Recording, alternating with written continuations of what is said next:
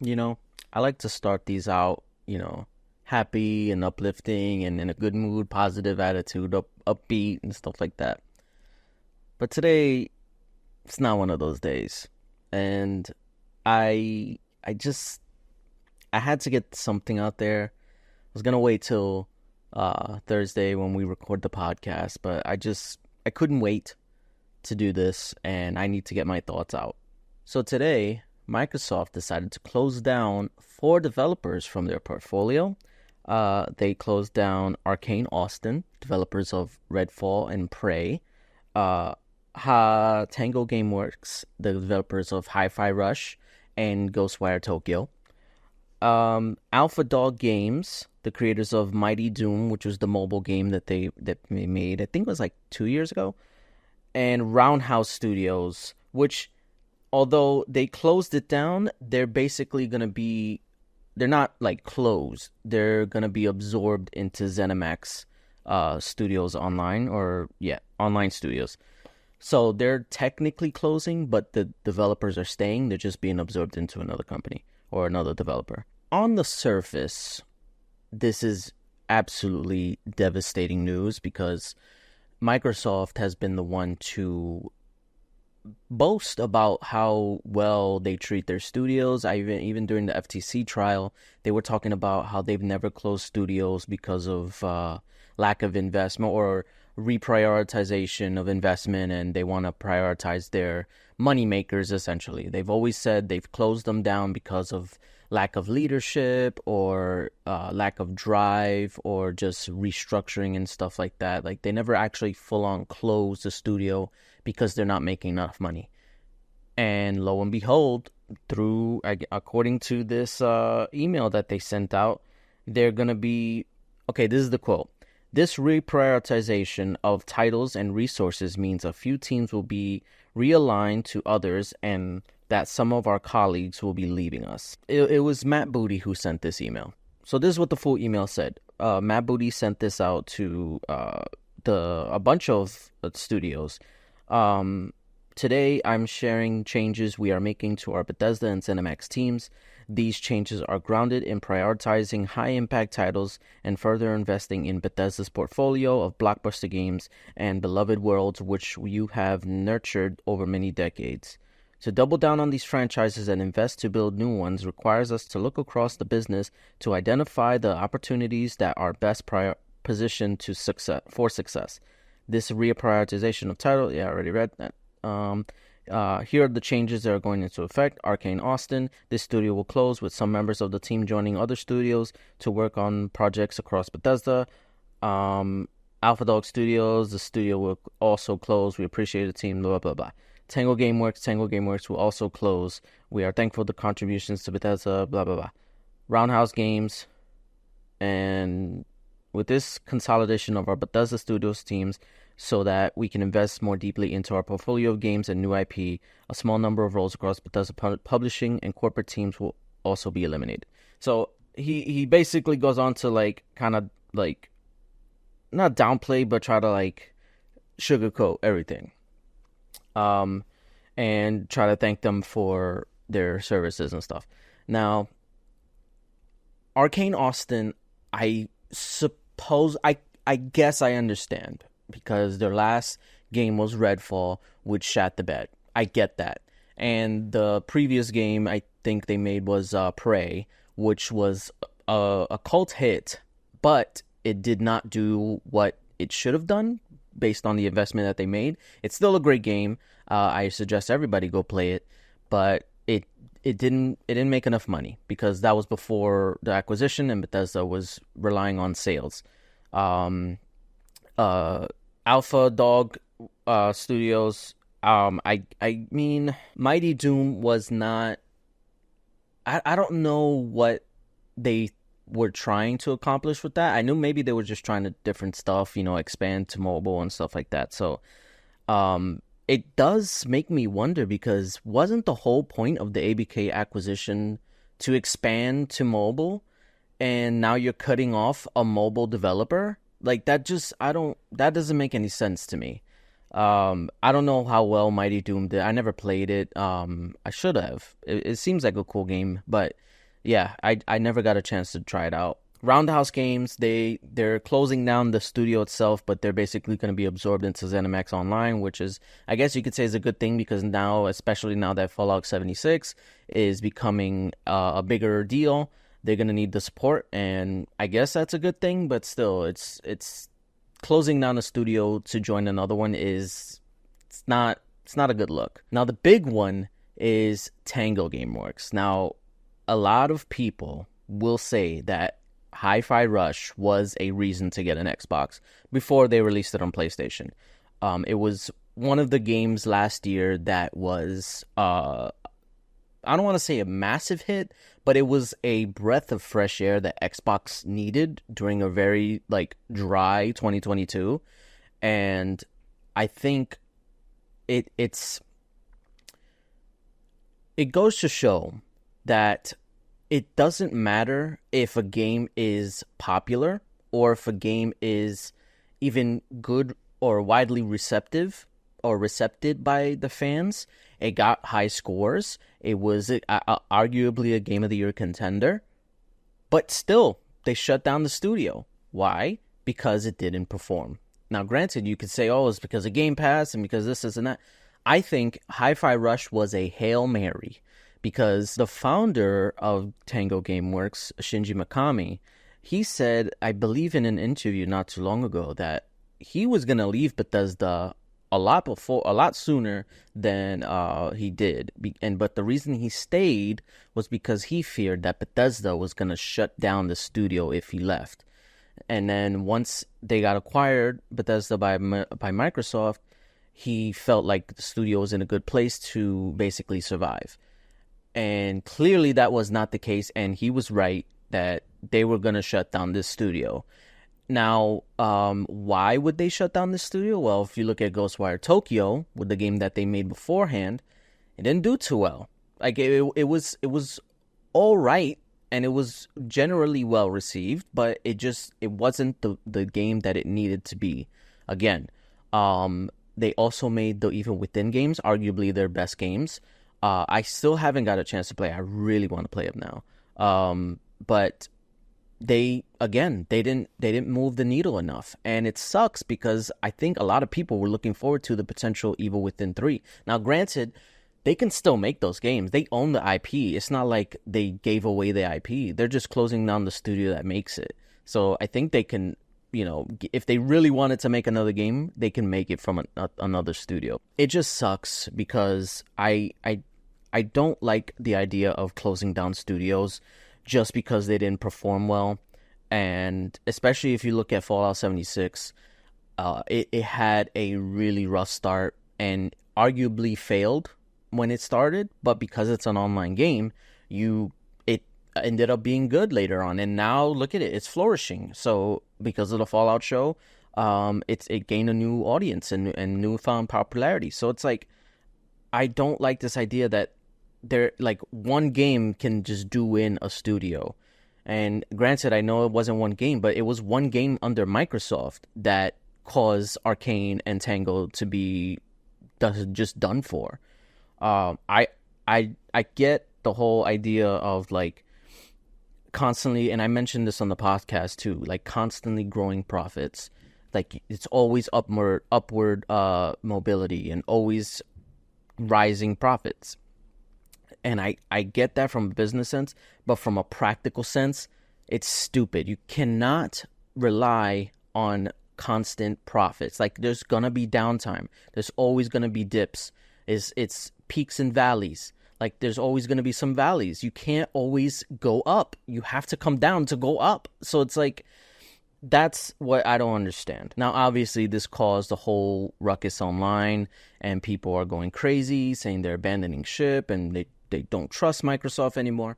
And I get it. And I'm honestly, I'm feeling the same way. I don't like that Microsoft tends to do the damage control like they did earlier this year when they were releasing the games on PlayStation, and then go and do this. So it's like it comes off as completely two-faced. On the one hand, you're trying to calm people down. You're trying to say, like, oh, it's okay. Things are going well. They even said that Hi-Fi Rush was a success. That's why they chose it to be released on PlayStation. But clearly that wasn't the case. So it's like you're saying one thing but doing another, and it's giving people whiplash essentially. Do I think this falls on Phil Spencer?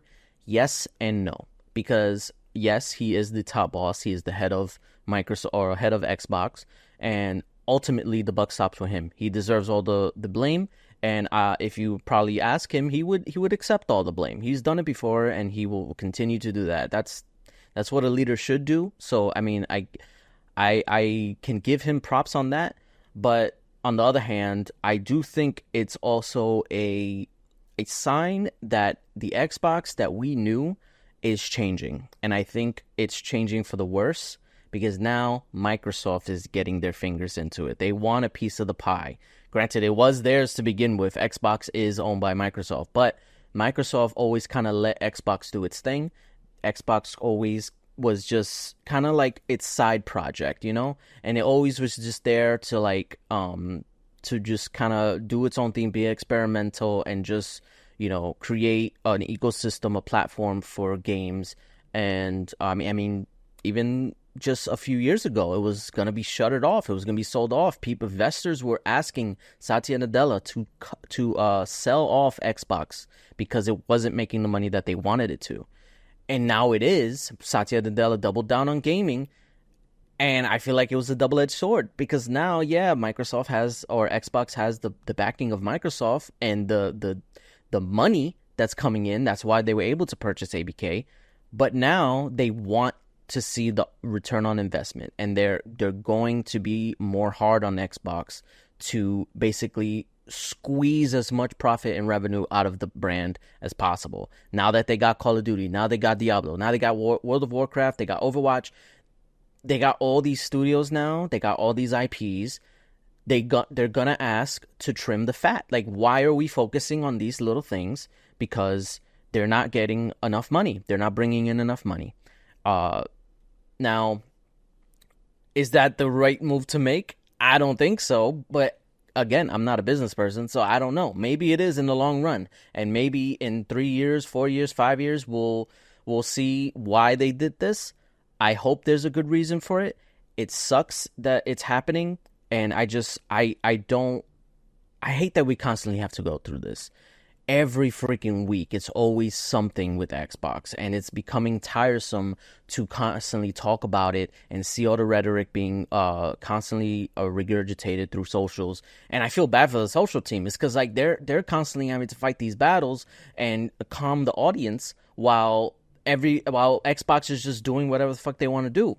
So I think it's time for Xbox to take a step back and realize that they can't have their cake and eat it too.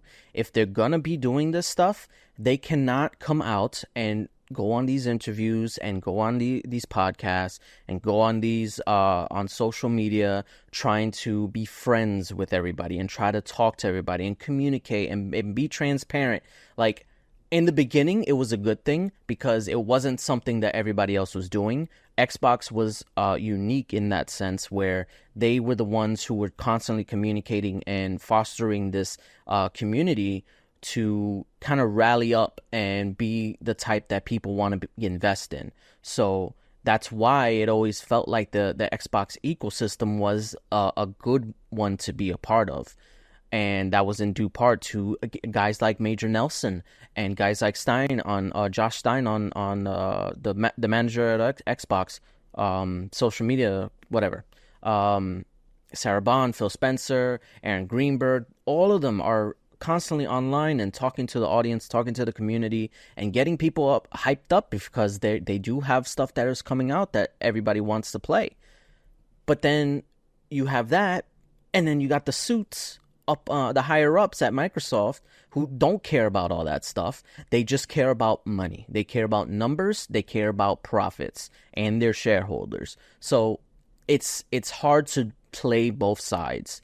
And I think now is the time for Microsoft or Xbox to take a step back, close the curtain, stop being transparent, and just be a business, because this constant back and forth of what you want to be, you want to be the cool guy, you want to be the harsh guy, you want to be the whatever it is that they want to be, it's not working. It's not working. So I think it's time Sony has done this too. Nintendo does this too. That's why they don't say anything. That's why when you try to contact Nintendo or Sony or any other social media or other company on social media, they don't respond, because there's no social media presence, because they don't need to do that, because they know that if they do that, they're going to cause issues later on down the line when they do this stuff. Now, what does this mean long term?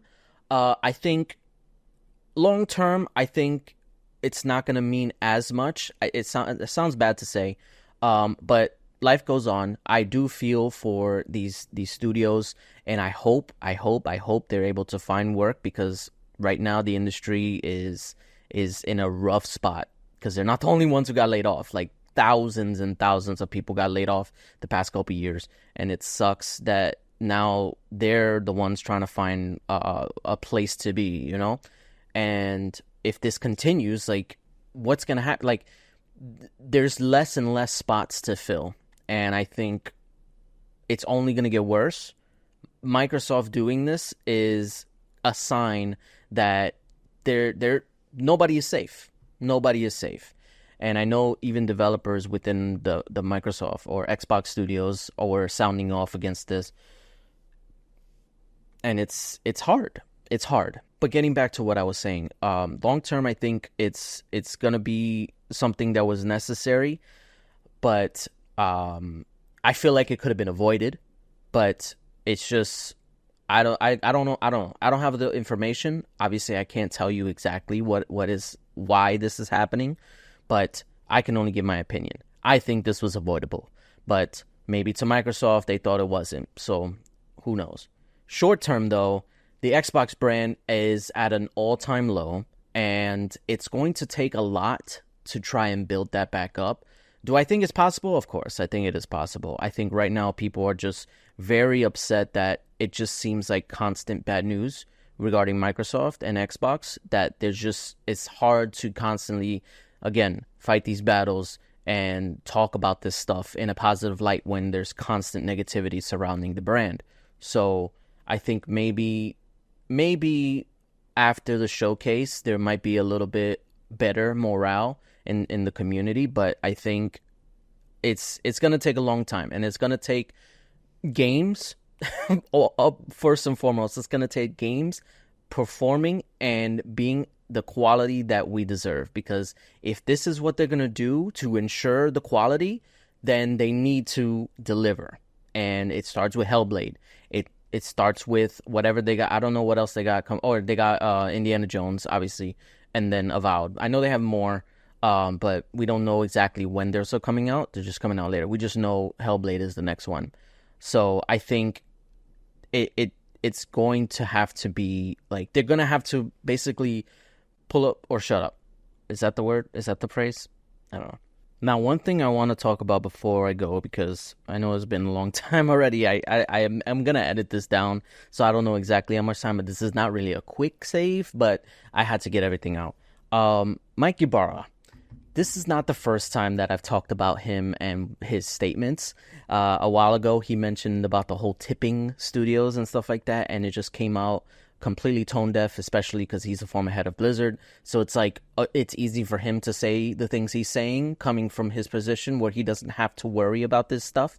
So he posted on Twitter, I'm not going to call it X, Twitter. Although I did just call it X, whatever. He posted on Twitter regarding all this stuff. And I'm not going to read the whole thing. I'm just going to summarize it. I'll read the first part. He says, I see a lot of shots at Phil over today's Xbox announcements. I get it. But knowing him as a human, I know this hurts him as much as anyone else. I can't speak for all the leadership there, but I do know him, and I do know that he is like what he is likely going through. Okay. Like, I get that maybe you do know Phil on a personal level. You know how he would react, and you know what he's going through, and he's probably really stressed. It's not the right time to be talking about that stuff. Maybe wait a few days, maybe wait a week before you start sorry, saying, oh, please feel bad for Phil. He's probably going through it. He just had to fire all these people. It's tone deaf. Stop it. Stop making these about yourself. Stop making it about the higher ups that don't care about us. They don't. Phil Spencer, I can believe that he cares about the Xbox community, but he still did it. He still did this stuff. So it's like, how are we supposed to feel? Is it like a freaking upset father spanking their son or daughter because they misbehaved? No, it's not like that. It's not like that at all. So to come out and try to defend Phil in a time where the developers are the ones that need defending, it's tone deaf. You gotta stop this, Mike. I know you're never gonna see this, but you gotta stop this. Please stop making a fool of yourself. Let people handle this stuff the way they handle it. Let them deal with it and stop trying to defend the higher ups because they're the last people that need defending. They can go home to their families and still get a paycheck. These developers that just got terminated, they can't. Now they got to figure shit out because they got fired. So, come on.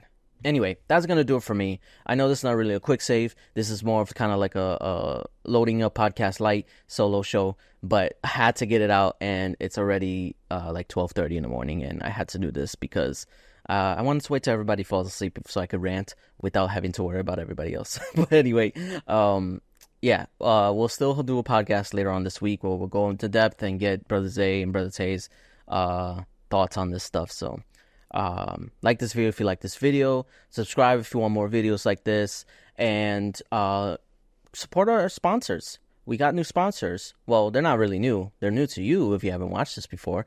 But yeah, support us. We got Dubby, which is an energy drink manufacturer. We got Starforge Systems, which makes custom PCs.